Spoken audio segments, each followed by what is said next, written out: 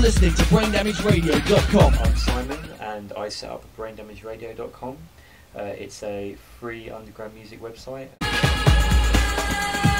In my hometown and in the area I grew up in, I knew quite a lot of different people doing different, basically just DJs and people who were involved in music.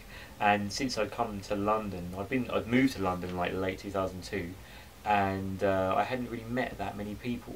I had a few friends, but it wasn't. It was now 3 years had gone by, and I hadn't really met that many people. And at the time, actually, it's funny. I was thinking back. It was just when MySpace was just like taking off.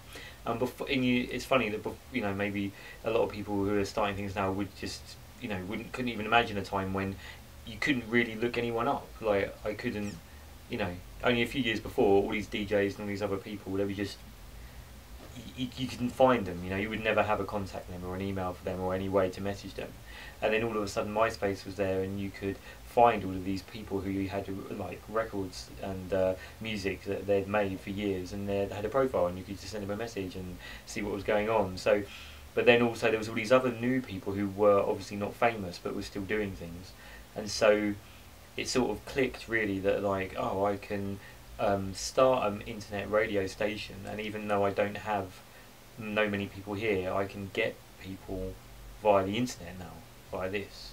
So that's what I done really. I met a lot of people submit, because although it was called a radio, for quite a long time the radio part, as in actually having a radio stream, didn't work. Instead it was just lots and lots of music and mixes that were all described very clearly and in genre, and all of it was sort of just a big group of people who were really into the music all came together, which I sort of brought them together via MySpace and friends of friends. Well, first I really had to get someone to build it for me because I couldn't use Dreamweaver. So I found I had a friend who could use Dreamweaver, and I done a paper design. So, and you sort of had to do the home page and then do a page design for each tab you would click on as another page, and describe how you wanted it to function. And then I gave that to him, and they done their best to make it for me, really. Yeah, just technical problems, because I didn't really know what I was doing, so I had to get others to do things for me, because I didn't, over time I learned how to use Dreamweaver. You have to sort of think about what you're trying to achieve, and then boil down your problems to very specific questions which you have ready to ask people who have the knowledge, and then when they're there, you ask them. And that, because they're not gonna go into some giant spiel with you, because you're not giving them any money and they've already got a lot of things to do.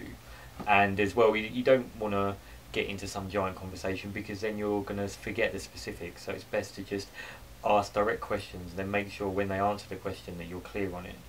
And that's what I've done in terms of because they built the site for me, and the site was built, but then it needed updating, and I had to learn how to update it myself, and there were certain things I had to know, and that was really what I had to ask others and remember these little bits and pieces so I could do it myself.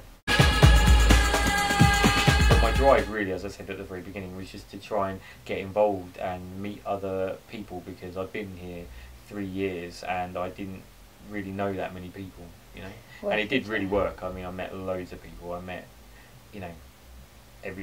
everyone really. If I trace it back, I can trace it all back to that. If I hadn't have done that, I wouldn't have known nearly everyone who I know now. Don't focus too much on what you can't do. Don't feel like, oh well, this is difficult and I don't know this and da da da da. Just think, well, just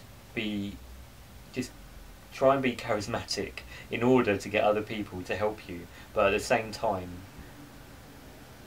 when getting them to help you, be very focused on not taking up too much of their time and just getting exactly what you need from them knowledge-wise, so that they get the vibe from you that you get that they're doing you a favour and you're doing your best to make it as easy as possible for them. So I had a housemate who was into well, he's very technology minded in terms of the internet and things like that. And he was the one who sort of made it clear to me, no, yeah, you could create an internet radio station and host it. And as soon as he said that, and it just felt good straight away. It felt like, yes, this is the right idea, you know. So it felt good. It felt so, you know. A lot of the time you use your intuition more, maybe with people or with relationships, but try and use that with your ideas. Try and remove your emotion from it and just feel, does this feel good? You know what I mean? And if it feels good, then go with it.